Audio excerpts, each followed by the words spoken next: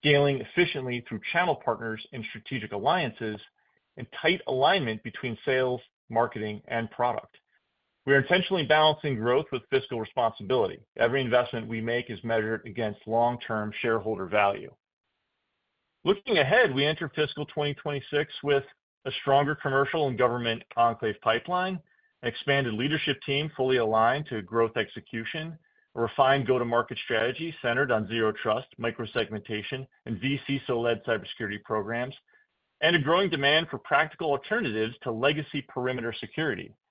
We believe Sidechannel is exceptionally well-positioned to benefit from the industry-wide shift towards zero trust and operationally practical cybersecurity. Enclave is no longer an emerging product inside the company. It is a primary growth engine. In closing, I want to emphasize this. Fiscal 2025 was a year of strategic positioning. Fiscal 2026 is a year of execution and expansion. We are confident in our market opportunity, our leadership team, our technology, and our ability to deliver increasing value for our customers and our shareholders. Thank you again for your continued trust in Sidechannel. We look forward to updating you as we execute on our growth strategy in the year ahead. With that, we can go to any Q&A, John, that you see online. Absolutely. At this time, we will be conducting a question and answer session. If you would like to ask a question, please press star one on your telephone keypad. A confirmation tone will indicate your line is in the question queue. You may press star two if you would like to remove your question from the queue. For participants using speaker equipment, it may be necessary to pick up your headset before pressing the star keys. One moment, please, while we poll for questions. Once again, please press star one if you have a question or a comment. And we do have a question coming from the phone lines from Luke Wheatley, private investor. Please proceed. Hey, Brian, with those warrants set to expire in early 2026, do you all have any plans with raising capital, raising any debt after those expire? Luke, great to hear from you again. Good to see that you're still following us. I appreciate that. Right now we are just really just kind of looking at April as a milestone and adjusting, really after that. Right now, I'll tell you, there have been no discussions or plans for raising any capital or taking on any debt. We're still very happy of our balance sheet structure, maintaining zero debt, and I don't think we're in a position or want to take on debt as a line to get any type of funding into the company. Same thing. I don't think we're looking at an equity raise either at this moment. But I will say, just depending on kind of how things go in Q1 that we're in right now, and Q2, that's going to feed into whether or not we determine if we want to do that. But like I said, nothing would happen before April, May of next year when those warrants expire, as you stated. Got it. And then one more question. Sure. I think just looking at the history of your all's business, what we've seen since the Enclave growth strategy has been put in place, we've seen the vCISO revenue kind of go down as much as the Enclave has gone up. And in the press release today, there was no real discernment between what percentage was vCISO revenue versus Enclave. Could you give us a little indication of what percentage of revenue in Q4 was vCISO versus Enclave revenue? Yeah, Ryan, can you cover it down on that? Yep, happy to do that. Luke, we didn't disclose and haven't disclosed revenue by quarter and by category.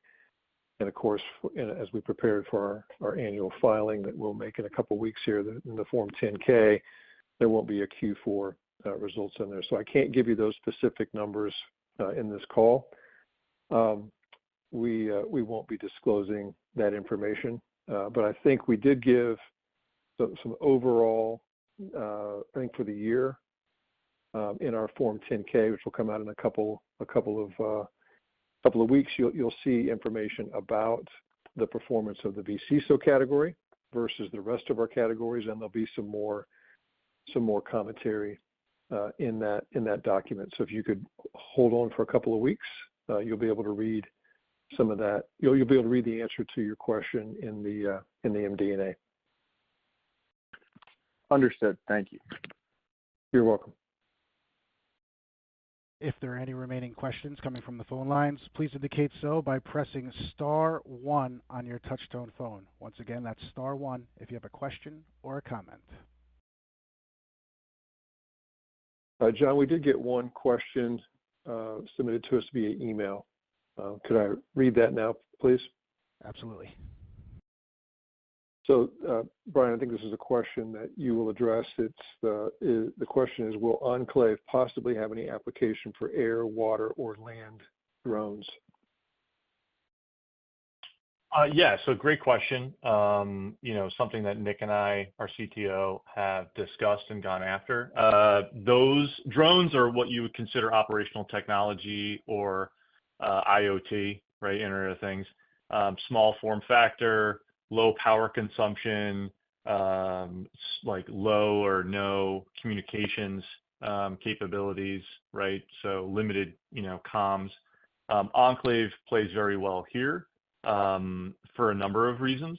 And I'm thinking predominantly from a military or DoD, US DoD standpoint first and foremost. I'm sure they're the commercial side as well, but I think, when Nick and I think about Enclave applicability, it's with the US federal government and the DoD first. So yes, there is applicability there. Enclave can be deployed to these types of devices, whether it has an operating system, a standard operating system like Windows, Linux, or Mac, or a firmware-based operating type system like a PLC or something that like a drone might be running on. We have different ways to deploy Enclave for that. And yeah, there definitely is applicability. I think the DoD customers that we're already currently working with, that's not their focus right now. They're predominantly focused in large scale networks, research and defense, weapon systems. If they want to bridge that to drones, that's great. We can definitely accommodate. But from a commercial standpoint, I think that's a growing area. Obviously, General Brown, who is on our board, a lot of insight from the U.S. Army as he's retired from, but also in AUSA, where we've, gone to those conferences and seen, these commercial drone systems trying to be sold into the DoD or the Defense Industrial Base. So the applicability is there. I think it's interesting to see the adoption by the U.S. government. I think, there's a lot that we've heard and learned about where the adoption is on that by the DoD versus maybe what most people think. So, we're excited if we can get into that space. We're going through federal sales partners to sell into the federal government right now. It's not something we're going with direct, which is not a bad thing. It just actually cuts down on our costs on having a sales structure and gives us a wider and broader sales approach by going through partners who know that space a little bit more intimately. So yeah, I think 2026 will show whether or not that area is being adopted by and large, and then where we can fit in. We will definitely go after that.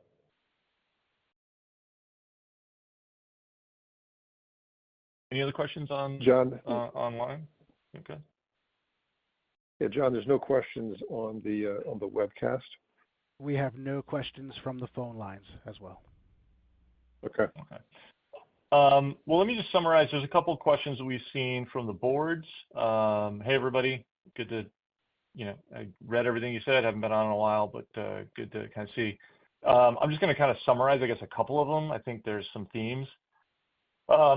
So one of them, I guess, kind of summarize, how critical is Enclave to the future growth compared to vCISO services, kind of the differentiation between our vCISO services group and our Enclave product group. My answer is Enclave is absolutely central to our long-term strategy. Our vCISO and advisory services remain important demand drivers and trusted entry points, but Enclave is our primary growth engine for scale, margin expansion, and enterprise penetration. Our services businesses often open the door to Enclave adoption and Enclave deployments, in turn deepen long-term customer relationships. This integrated model is proving to be a strong competitive advantage for us. So that's just kind of one summary question. I think if I summarized another one, excuse me, let me go down here through the questions that were asked. Biggest risk kind of going into FY 2026. It's funny, I had standing one-on-ones with my leadership team on a weekly basis, and today talking with our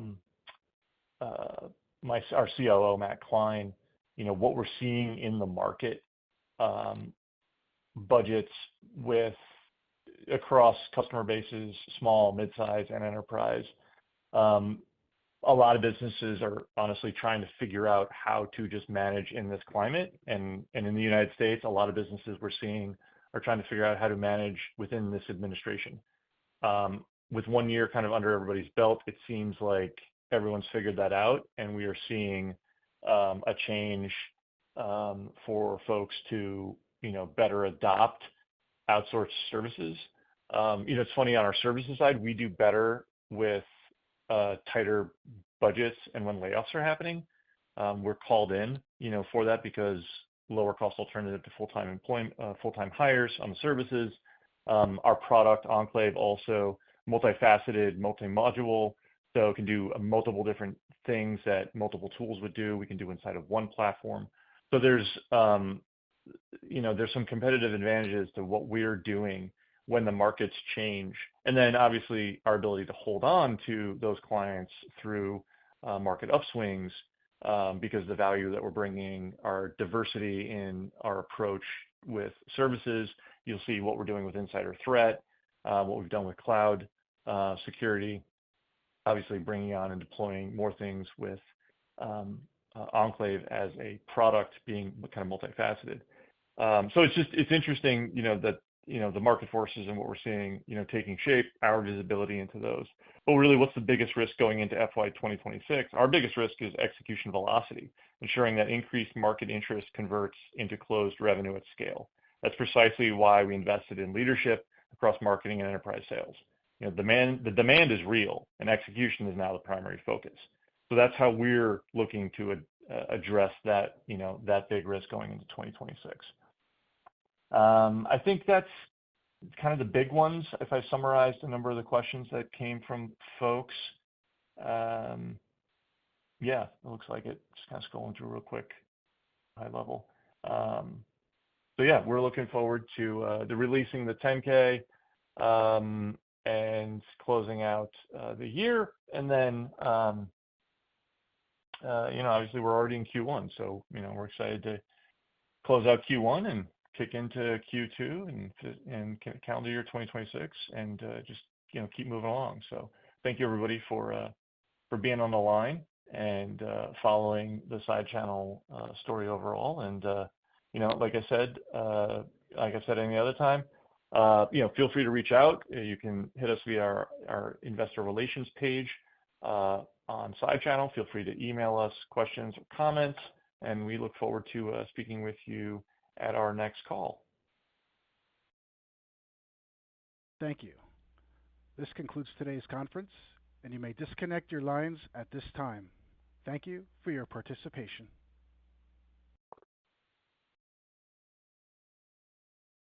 Okay, thanks, John. Thank you, gentlemen. All good? Take care.